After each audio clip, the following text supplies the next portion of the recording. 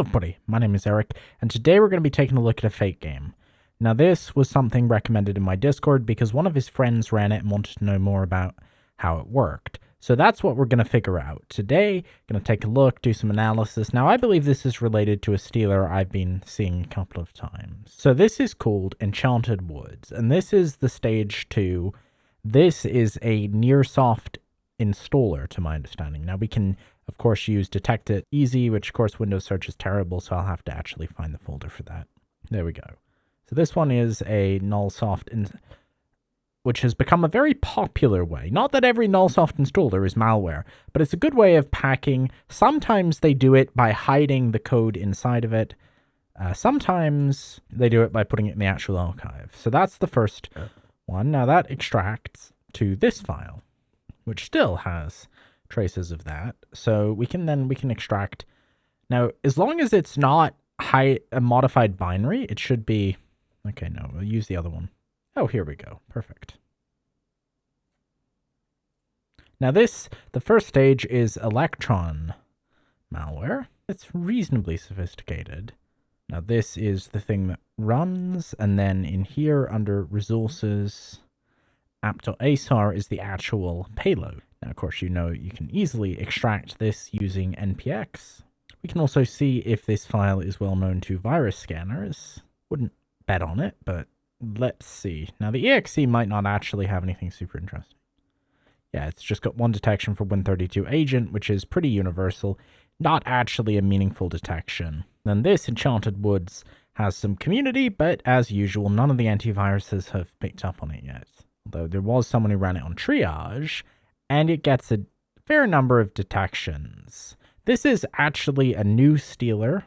It's called Hexon Stealer, and it's been trending in the usual SCID communities. I don't think this is very common in Russia and the places you usually associate, and the website for it even strangely accepts PayPal. I can't imagine buying malware with PayPal, nor can I imagine how many chargebacks the seller of this payload gets. Let me see if the website is. There's no way the website for this is still going to be up, but here it is. Hexon Stealer. Easy to use, undetected, feature-rich stealer. Site might have broken, but we can still, even from that Google description, we can get a decent idea of what this is. See if there's any web archive of Hexon's website. Oh, apparently there's a plugin we can use to extract ASAR with 7-zip, so I don't have to get Node working. So I'm going to do that. And here we have the actual code. So first of all, we get this package, which we can open in VS Code so that we can get an idea of, oh, and Node did install, good. So we can get an idea of where the launch is going to be. So the main is this file, and we've got the metadata for it here. Oh, and we got a nice DP API. So this is going to be pretty obvious what this does. We got Puppeteer, which is probably to get around Chrome's new thing by remotely controlling it. That's what most of the stealer vendors have done. Got a crypto process, archiver, so that we can unpack zips in case we have any native code. And this is the JavaScript. Oh, wait. Is this going to be Hexon Weekly? Well, that's amazing. So they're leaving a trace. Oh, it's opening in GIMP. Okay, well, that's fine. I just want to be able to see it. And then we have our node modules. So really the only thing we're super interested in is this JavaScript file. Now, in case you're curious what happens if you just execute it, I'm just going to do that just to show it off. Now, this is being distributed as a game, and it's gone under many names. This is Enchanted Woods, but this game is also available as a variety of different games. So we have an installing, please wait. And what's kind of interesting is it didn't do that I tried it on triage, and it didn't actually, that never popped up, so I guess there was some sort of detection. And here we have extremely obfuscated and unreadable JavaScript that we might be able to make a bit more readable using an online deobfuscator, similar to what we did in the previous video.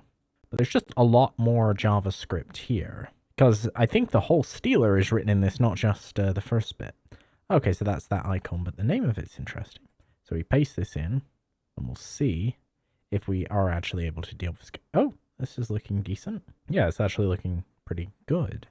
And we have this mystery array, which is not getting hit by the deobfuscator for whatever reason. If we look at what this is doing as it's running in the background, we can go on over to procmon and we can discover the command and control activity.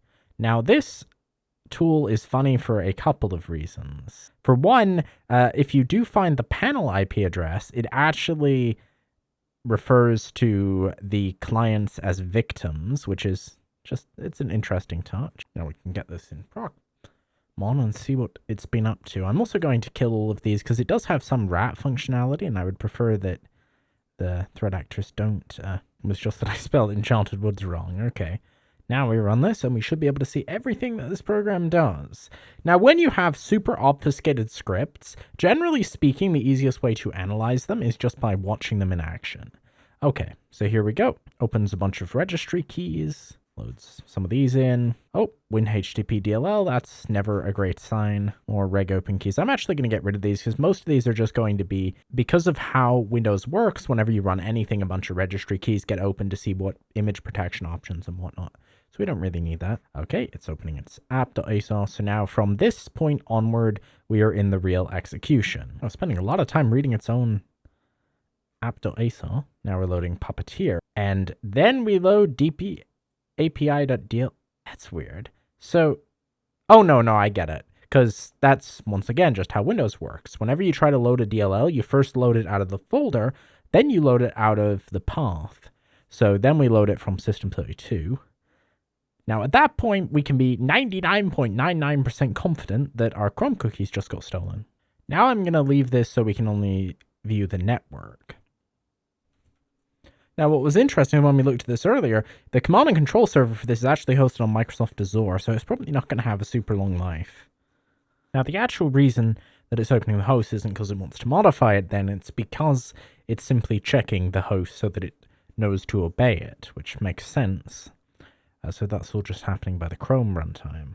Now I'm going to connect to MITM proxy so that we can see any activity through that. I'm going to kill the existing process and launch a new one so that any command and control activity can occur. And I'm going to switch the capture so you can see it.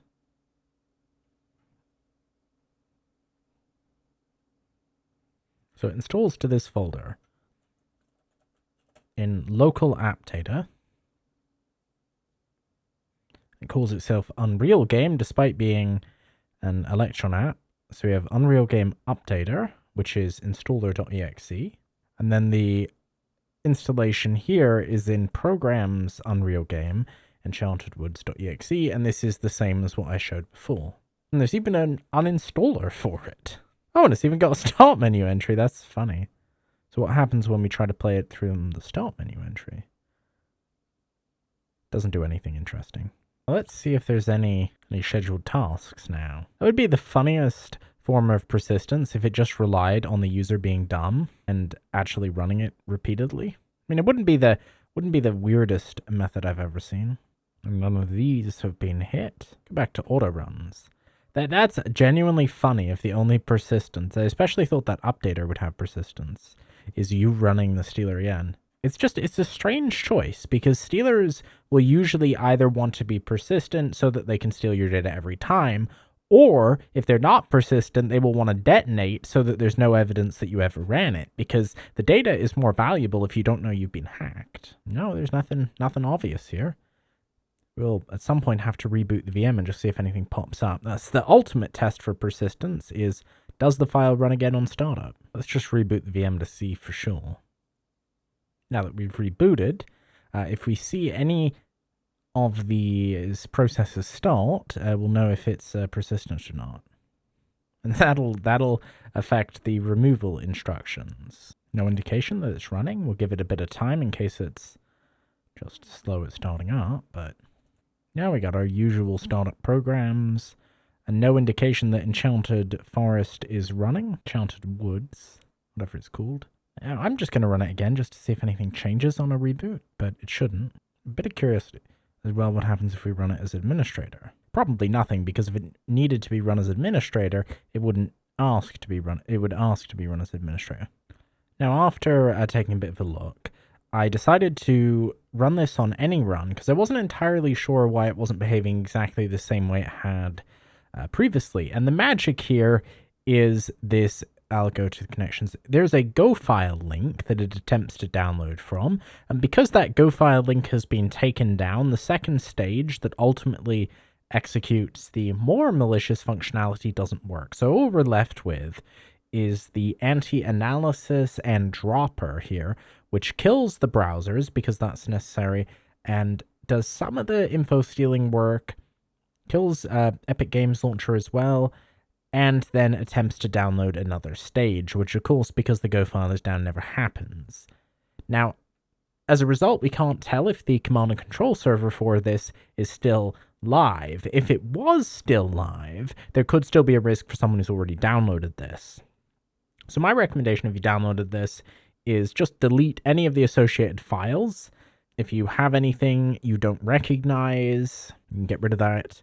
It even has an uninstaller, which as far as I can tell actually does work. Not that I would trust that. I would just delete the files in the updater folder, and you should be good to go. That's going to be all from me for now. I hope you enjoyed the video. Oh, these game tester scams have become more common. The main thing to watch out for is if you get in a DM asking you to test a game, if it's not something you've heard of, you've got to be a bit cautious. Do you know this person? If you do know this person, are they typing like they normally do? Because the person who reached out to me about this said the target was a game dev. Now, she was ultimately compromised by this, so there's a risk her account could then be used. So you just got to be really careful. These files are all about 70 to 80 megabytes. That doesn't mean all of them will be, but this current campaign is about 70 to 80 megabytes, which is rather small for a game. That's all from me for now. Bye.